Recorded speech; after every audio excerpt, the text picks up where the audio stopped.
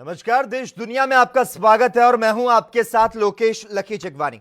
Britain के प्रधानमंत्री Boris Johnson ने चीन के राष्ट्रीय सुरक्षा कानून की निंदा करते हुए कहा कि यह 1984 के समझौते का उल्लंघन होगा। इससे चीन अपने अंतर्राष्ट्रीय दायित्वों से पीछे हटेगा और उसकी अंतर्राष्ट्रीय छवि धूमिल होगी। उन्होंने चेतावनी भरे लहजे में कहा कि अगर चीन का यह कानून अमल में आया तो ब्रिटेन मौन नहीं रहेगा।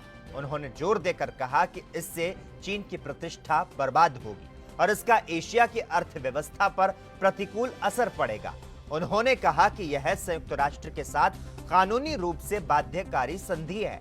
ब्रिटिश प्रधानमंत्री ने कहा कि अगर चीन इस दिशा में आगे बढ़ता है तो उसका संयुक्त राष्ट्र के घोषणा पत्र के साथ गतिरोध उत्पन्न होगा। आपको बता दें, चीन की संसद ने पिछले हफ्ते राजद्रोह, अलगाव, आतंकवाद और विदेशी हस्तक्षेप को रोकने के लिए हांगकांग के लिए कानून बनाने के एक फैसले को मंजूरी दी है।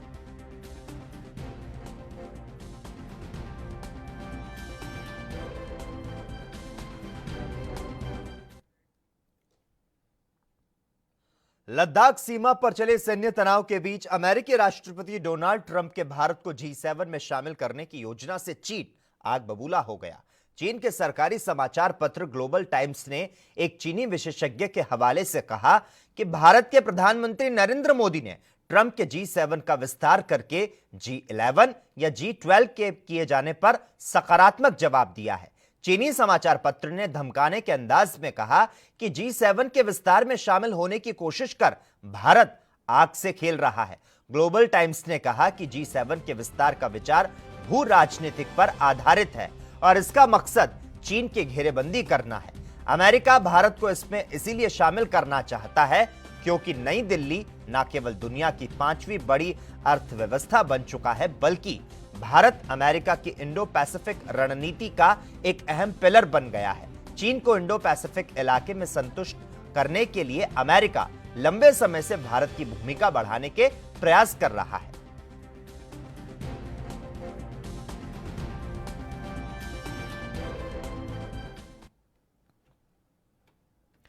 आगामी 17 जून को भारत संयुक्त राष्ट्र सुरक्षा परिषद में इसके अस्थायी सदस्य के रूप में प्रवेश करने जा रहा है और इस दिन चुनाव होगा और भारत का चुना जाना लगभग तय है। वास्तव में भारत एक साल पहले एशिया प्रशांत समूह के 55 देशों द्वारा सुरक्षा परिषद की अस्थायी सीट के लिए समर्थन हासिल कर चुका है। आगामी चुनाव तो महज इसकी तकनीकी प्रक्रिया है। भारत की यह सदस्यता वर्ष 2021-22 के लिए होगी। सबसे बड़ी बात यह कि पिछले वर्ष जून में हमारे इस दावेदारी का समर्थन जिन देशों ने किया था उसमें चीन और पाकिस्तान शामिल थे, जबकि इस समय इन दोनों देशों के साथ भारत के रिश्ते थोड़े तनावपूर्ण हैं। लेकिन इससे हमारी स्थिति में कोई फर्क नहीं आएगा। हालांकि यह पहला मौका नहीं जब भारत सुरक्षा परिषद का अस्थायी सदस्य बनेगा।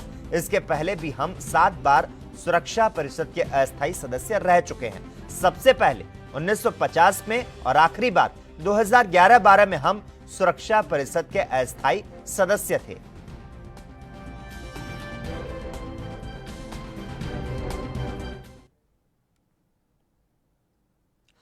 दुनिया के मशहूर अंडरवर्ल्ड डॉन दाऊद इब्राहिम को कोरोना हो चुका है। इस घटना के बाद दाऊद के गार्ड्स और दूसरे स्टाफ को क्वारंटीन कर दिया गया। दाऊद की पत्नी महजबीन को भी कोरोना पॉजिटिव पाया गया। उसे और उसकी पत्नी को कराची के एक मिलिट्री हॉस्पिटल में भर्ती कराया गया। आपको बता दें, पाकिस्तान के कराची में लगातार कोरोना के मामले बढ़ते जा रहे हैं। हालांकि पाकिस्तान की ओर से इस बात को बार बार नकारा जा रहा है। पाक मीडिया के मुताबिक यह खबर पूरी तरह से सही है और दाऊद और उसकी पत्नी को इलाज के लिए मिलिट्री हॉस्पिटल ले जाया गया है।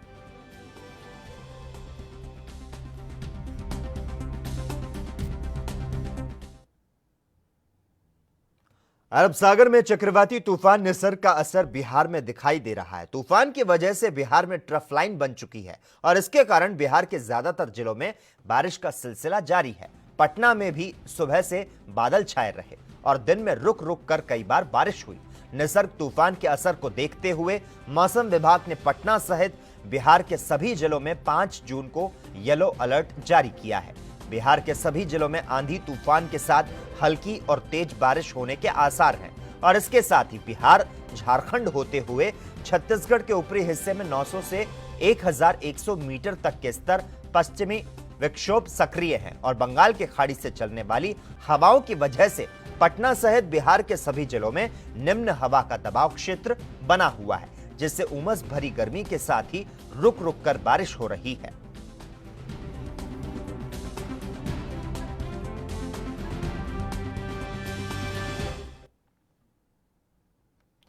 प्रधानमंत्री नरेंद्र मोदी के महत्वाकांक्षी योजना आत्मनिर्भर भारत पर कांग्रेस ने तीखा हमला बोला। कपिल सिब्बल ने कहा कि हमारा रिसर्च और डेवलपमेंट खर्च जीडीपी का महज 0.7% है, जबकि इजराइल में 4.6%, कोरिया में 4.5%, जर्मनी में 3% और फ्रांस में 2.2% खर्च रिसर्च और डेवलपमेंट पर किया जाता है।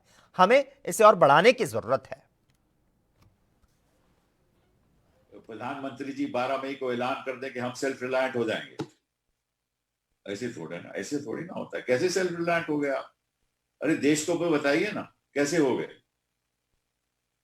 आपकी ना तो कोई आर्थिक की पॉलिसी नीति, आपने आर्थिक नीति का कोई ऐलान नहीं किया। No economic policy you have announced as to what is going to be your future economic policy, what is going to be the future industrial policy, that is also not been announced. What is going to be your manufacturing policy? That's also not been announced. तो ना तो आर्थिक नीति का आपने कोई ऐलान किया है, ना उद्योग नीति का ऐलान किया है, ना कोई निर्माण नीति का ऐलान किया है। तो एक स्लोगनियरिंग के साथ तो आत्मनिर्भरता नहीं पैदा होगी। अब आपको मैं थोड़े आंकड़े देता हूं, so that you understand as to what I mean by investment in Hindustan में जो R&D का खर्चा होता है वो 0.7% जीडीपी का हिस्सा है। और अगर आप विकसित देश देखो, बाकी देश देखो, विश्व में देश देखो, इजराइल में इट इज 4.6%, इजराइल में 4.6% है R&D का एक्सपेंडिचर, तभी इजराइल इतनी आगे है। South Korea 4.5%, Japan 3.2%। उनके तो बजट भी बहुत ज्यादा है ना। जब हम 0.7% की बात करते हैं तो हमारा बजट बड़ा कम थी, हमारी जीडीपी भी बड़ी कम थी। Germany 3%, US 2.8% of trillions of dollars, about 22 trillion dollars of their economy. France 2.2%, UK 1.7%, Canada 1.6%, China 2.1%, Brazil 1.3%, Russia 1.1%, South Africa 0.8%, and India 0.7%.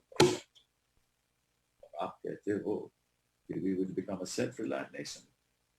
That's why I said this is an act of self-deception. This is another jumla that you sell to the people of this country.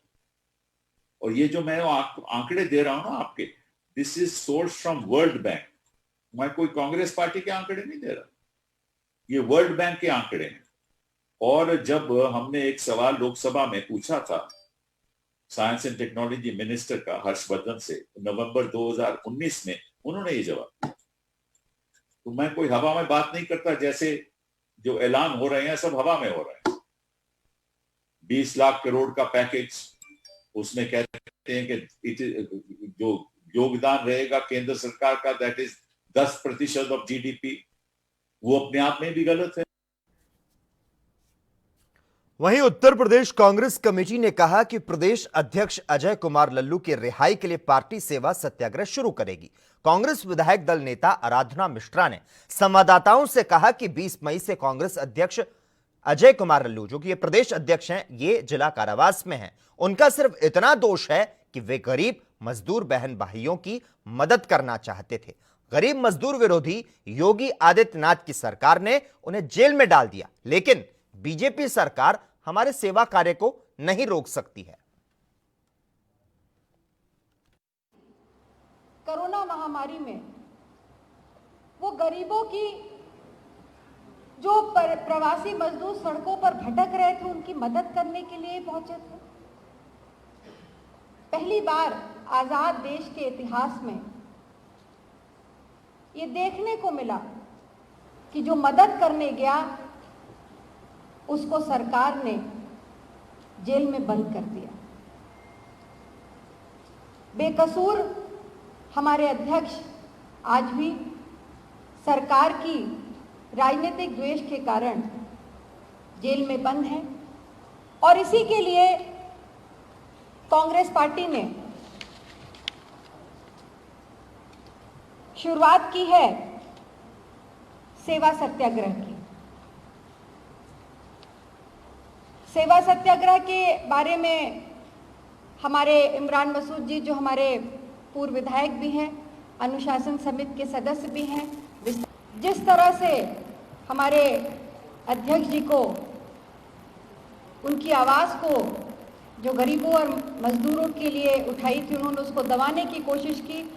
तो हम ये Bharatiya Janata party को बताना चाहते हैं कि सेवा की होगी विजय, हमारे अध्यक्ष अजय कुमार लल्लू जी होंगे अजय। इसके साथ साथ पूरे प्रदेश में एक अभियान चलाया जाएगा जिसमें 10 लाख पोस्टर श्री अजय कुमार लल्लू जी की रिहाई के लिए लगाए जाएंगे। इसके साथ इस सत्याग्रह से सामान्य जो प्रदेश का गरीब आदमी है उसको जोड़ने का भी प्रयास है। पोस्ट कार्ड और सोशल मीडिया के भी माध्यम से हम इस आवाज़ को गांव से लेकर, शहर से लेकर प्रदेश के मुखिया तक पहुंचाएंगे और बताएंगे कि गरीब और मजदूर की आवाज़ जो कांग्रेस पार्टी ने आज़ादी के पहले, आज़ादी के आंदोलन में उठाई है, वो कांग्रेस पार्टी आज भी उठाएगी। वो किसी से न डरी है और न डरी। उत्तर प्रदेश के अपर मुख्य सचिव गृह अवनीश अवस्थी ने मुख्यमंत्री योगी आदित्यनाथ के लिए गए फैसलों के बारे में जानकारी दी। क्या कुछ कहा उन्होंने, आइए आपको सुनाते हैं। देश में वापस लौटे कामगार और श्रमिकों के लिए प्रधानमंत्री जी के विशेष पैकेज के अंतर्गत उनको लाभ देने के लिए और अधिक मेहनत करने की आवश्यकता है, ये निर्देश मुख्यमंत्री जी ने दिया। मुख्यमंत्री जी ने विशेष रूप से ये कहा है कि लगभग जो हमारे रेहड़ी खोंचे वाले हैं उनका जो है सर्वे अब तेजी से प्रदेश में चल रहा है अर्बन एरियाज में, और अर्बन एरियाज में इनकी संख्या 15 लाख से अधिक होगी, कम से कम 15 लाख होगी, ये उनका अनुमान है। तो इसकी सर्वे चल रहा है और मुख्यमंत्री जी ने कहा है कि इस सर्वे के आधार पर जो अर्बन सेक्टर में इस तरह के स्ट्रीट साइड वेंडर्स हैं उनको जो प्रधानमंत्री पैकेज है 10,000 रुपये का जो है लोन दिया जा सकता है, उसमें छूट भी है, अच्छे वसूली अच्छी जहां पर जो है रिकवरी हो। तो ऐसे में मुख्यमंत्री जी ने कहा है कि उसमें जो है अधिक से अधिक सर्वे करके लोगों को लाभान्वित किया जाए और जल्दी इसके कार्यक्रम। देश में वापस लौटे कामगार और श्रमिकों के लिए प्रधानमंत्री जी के विशेष पैकेज के अंतर्गत उनको लाभ देने के लिए और अधिक मेहनत करने की आवश्यकता है, ये निर्देश मुख्यमंत्री जी ने दिया। मुख्यमंत्री जी ने विशेष रूप से ये कहा है कि लगभग जो हमारे रेहड़ी खोंचे वाले हैं उनका जो है सर्वे अब तेजी से प्रदेश में चल रहा है अर्बन एरियाज में, और अर्बन एरियाज में इनकी संख्या 15 लाख से अधिक होगी, कम से कम 15 लाख होगी, ये उनका अनुमान है। तो इसकी सर्वे चल रहा है और मुख्यमंत्री जी ने कहा है कि इस सर्वे के आधार पर जो अर्बन सेक्टर में इस तरह के स्ट्रीट साइड वेंडर्स हैं उनको जो प्रधानमंत्री पैकेज है 10,000 रुपये का जो है लोन दिया जा सकता है, उसमें छूट भी है, अच्छे वसूली अच्छी जहां पर जो है रिकवरी हो। तो ऐसे में मुख्यमंत्री जी ने कहा है कि उसमें जो है अधिक से अधिक सर्वे करके लोगों को लाभान्वित किया जाए और जल्दी इसके कार्यक्रम आयोजित किए जाएं। एमएसएमई सेक्टर में जो है ऋण देने के लिए भी उन्होंने स्टेट बैंकर्स कमेटी को आयोजित करने का निर्देश दिया है और बहुत जल्दी ही इस कार्य को आगे बढ़ाया जाएगा।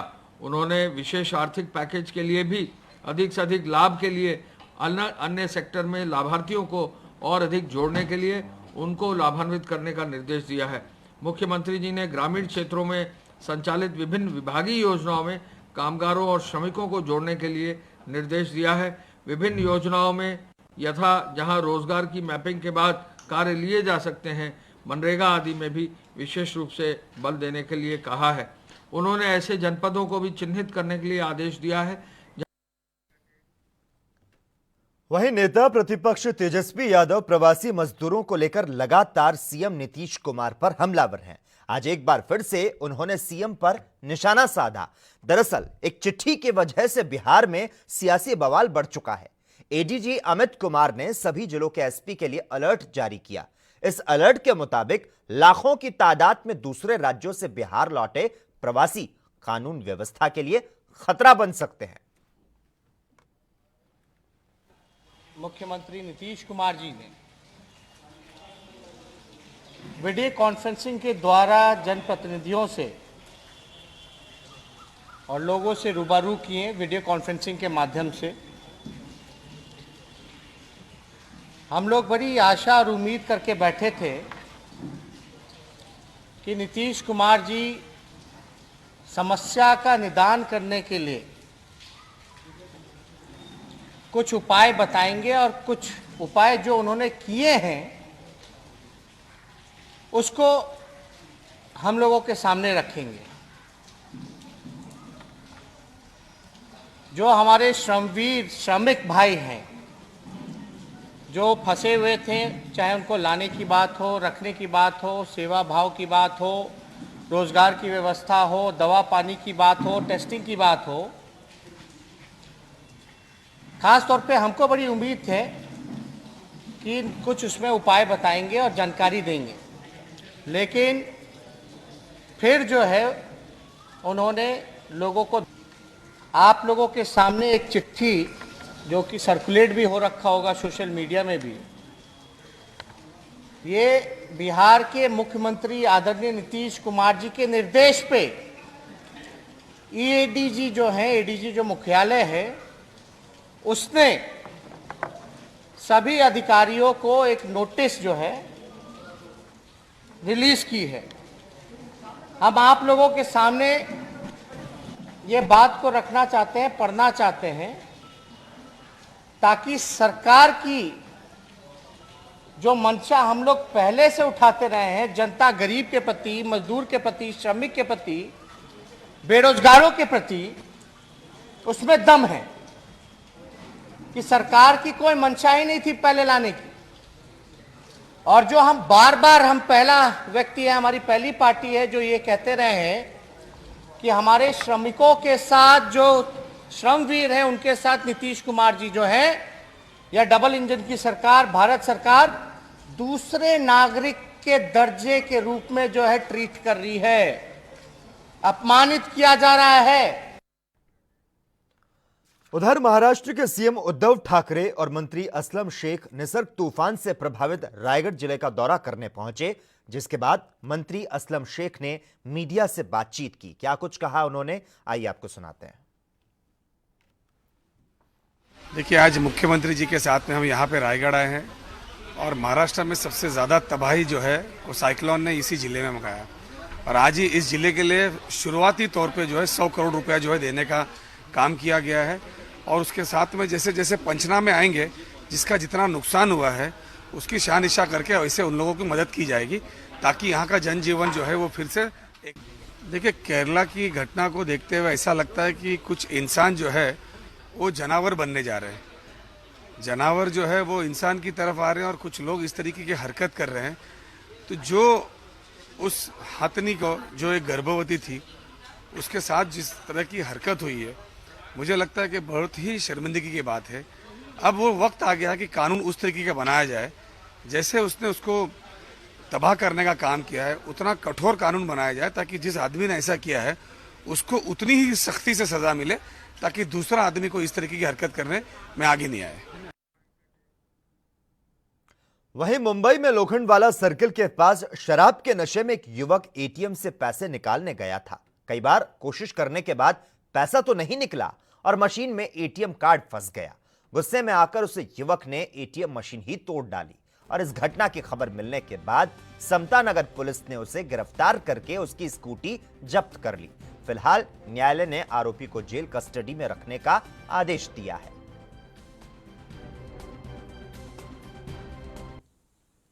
कोरोना काल में मुंबई पुलिस के लिए तमाम चुनौतियां सामने आई, लेकिन मुंबई पुलिस तनिक भी विचलित न होते हुए वो सारे काम किया जो उनको जिम्मेदारियां दी गई थी। मुंबई समता नगर पुलिस को एक ऐसी जिम्मेदारी का सामना करना पड़ा जो कोरोना काल में शायद मुश्किल था, लेकिन मुंबई पुलिस ने वो भी कर दिखाया। आपको बता दें कि मुंबई के एक्सिस बैंक एटीएम से एक बंदा जो है चोरी करते हुए रंगे हाथ पकड़ा गया। जैसे पुलिस को इन्फॉर्मेशन, पुलिस मौके पर पहुंची और किस तरह से उसको पकड़ा है। हमारे साथ जाबाज ऑफिसर खड़े साहब हैं, जानकारी देंगे कि किस तरह से पूरे ऑपरेशन को अंजाम दिया गया। खड़े साहब, सबसे पहले आपको जानकारी कैसे मिली कि कोई जो एटीएम की? मैं दिनांक 3 जून 2020 के नाइट में पुलिस थाना अमलदार ड्यूटी पर था। वो टाइम में नॉर्थ कंट्रोल से हमको कॉल आया कि एटीएम में कोई एक आदमी है जो एटीएम फोड़ रहा है और उसमें से चोरी करने का प्रयास जारी है। जैसे इंफॉर्मेशन मिलती है, पुलिस समता नगर की पुलिस का पथक, जिसमें समता नगर अमलदार सावंत और सुले, ये दोनों को मैं घटना स्पॉट पर पहुंचा दिया। उसके बाद में पुलिस निरीक्षक पवार साहब और मैं खुद पुलिस उप निरीक्षक संतोष खरडे घटना स्थल पर पहुंचने के बाद में देखता हूं तो वहां पर एटीएम फोड़ा हुआ था एक्सिस बैंक का। और जो आरोपी था उसको शायद पता चला था कि पुलिस आने वाली है, तो वो उसने वहां से ही वहां से भाग गया। भागने के बाद में हमने कॉलर को बुलाया और उसका होलिया जो था वो उसके बारे में जानकारी ली। होलिये के हिसाब से हमने उसका वहाँ पर झोपड़पट्टी इलाके में उसका शोध लिया। उसके बाद में ऐसा हमको इसम एक जा रहा था, उसके ऊपर संशय है, उसको हम ये कदम अपनाया।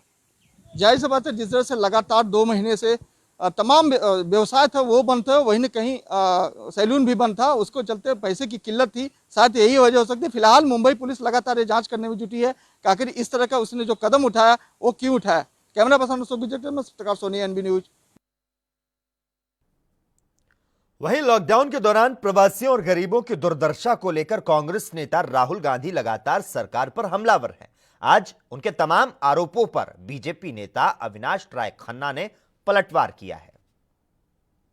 राहुल जी के बयान के ऊपर एक ही टिप्पणी करूंगा कि जब देश को लोगों के सहयोग और सरकार के सहयोग की जरूरत हो तो उस समय राजनीति नहीं, सहयोग कर। बिल्कुल ठीक बात है। उसके जो सुप्रीम कोर्ट ने ऑर्डर दिया है, हमारी सरकार उसको इसको क्रिटिसाइज नहीं करते, उसको मानते हैं। और पहले ही हमने बहुत बड़े निर्णय किए हैं। ऑलरेडी प्राइवेट हॉस्पिटल्स को हमारी जहां सरकारें हैं वहां उनको इन्वॉल्व करते हुए कोविड के पेशेंट को देखा जाए, उसकी व्यवस्था भी की है। और कोविड के पेशेंट्स के लिए dedicated beds, dedicated doctors, dedicated nursing staff, dedicated जो भी उनको चीज चाहिए, चाहे वेंटिलेटर है, हर चीज को उपलब्ध कराया गया है। कोरोना वायरस के संक्रमण में लॉकडाउन के दौरान जहां लोगों के पास पैसों की भयंकर कमी होने के साथ नौकरी जाने का डर है, तो वहीं एक शिक्षिका ने इसी दौरान 1-2 नहीं 25 जिलों में एक साथ काम करके 1 करोड़ से ज्यादा रुपया कमा लिया। अब यह फर्जीवाड़ा खुलने के बाद शिक्षकों से, आपको बता दें, इनसे रकम वसूली की तैयारी के साथ साथ शिक्षिका पर केस जो है वह दर्ज किया गया है। बता दें, टीचर अनामिका शुक्ला की प्रयागराज और अंबेडकर नगर के साथ सहारनपुर, बागपत, अलीगढ़ जैसे जिलों के कस्तूरबा गांधी विद्यालय में तैनाती मिली। टीचरों की नियुक्ति कॉन्ट्रैक्ट पर होती है और उन्हें हर महीने 30,000 रुपए की तनख्वाह मिलती है। एक शिक्षिका का मामला आया, क्या है पूरा? नहीं, मार्च में एक शिक्षिका अनामिका शुक्ला के संबंध में जानकारी आई थी कि ये कई जनपदों में कार्यरत है। हमारे जनपद के कस्तूरबा गांधी विद्यालय भादर में है। नवंबर 19 में इसकी नियुक्ति हुई थी। मार्च में जानकारी होते इसका मानदेय बंद करके इसे नोटिस दिया गया अपना पक्ष प्रस्तुत करने के लिए। अभी वो प्रस्तुत नहीं हो पाई है और पुनः उसे 4 जून को हमने एक रिमाइंडर दिया है कि 1 हफ्ते के अंदर अपना पक्ष रखने के लिए उपस्थित हो। अगर वो नहीं आती है तो एक पक्षीय कार्रवाई करते हुए उसका सेवा समाप्त कर दी जाएगी और जो भी विधिक कार्रवाई होती है वो उस पर की जाएगी। किसी शायर ने कहा है कि जो हमेशा सच बोलने की सीख देते हैं उन्हीं के सामने कभी सच बोलना दुश्वार होता है। ऐसा ही मामला एक अमेठी जनपद में देखने को मिला है। ये हमारे पीछे जो विद्यालय है आवासीय कस्तूरबा गांधी आवासीय विद्यालय, इसी में नैतिक शिक्षा का पाठ पढ़ाने वाली विज्ञान की एक शिक्षिका अनामिका शुक्ला, जो कि मैनपुरी ज़िले की रहने वाली है, उसके ऊपर आरोप लगा है कि वो लगभग 24 जनपदों में वो शिक्षिका के रूप में कार्यरत है और फर्जी तरीके से नौकरी कर रही है। जब इसकी जानकारी अमेठी की बीएसए को होती है तो उन्होंने उसे कारण बताओ नोटिस 24 मार्च को दिया, जिसपे उन्होंने उससे स्पष्टीकरण मांगा। लेकिन उसी समय देश में लॉकडाउन की स्थिति हो जाती है, जिससे कि वो अपना उसका भाग्य ही समझिए कि वो आ नहीं पाती है। फिर उसको अभी 4 तारीख को फिर से उसको रिमाइंडर भेजा जाता है कि वो आके अमेठी जनपद के द्वारा उसके ऊपर ठोस और उचित कार्रवाई की जाएगी। अब देखना ये है कि वह शिक्षिका आके यहाँ पे अपना डॉक्यूमेंट पेश करके अपनी बेगुनाही का सबूत देती है अथवा दंड का भागीदार होती है। राजकुमार जायसवाल, एएनबी न्यूज़, अमेठी। और इसी के साथ ही देश दुनिया में इतना ही, लेकिन तमाम अहम खबरों के लिए लगातार आप जुड़े रहिए और देखते रहिए एएनबी न्यूज़।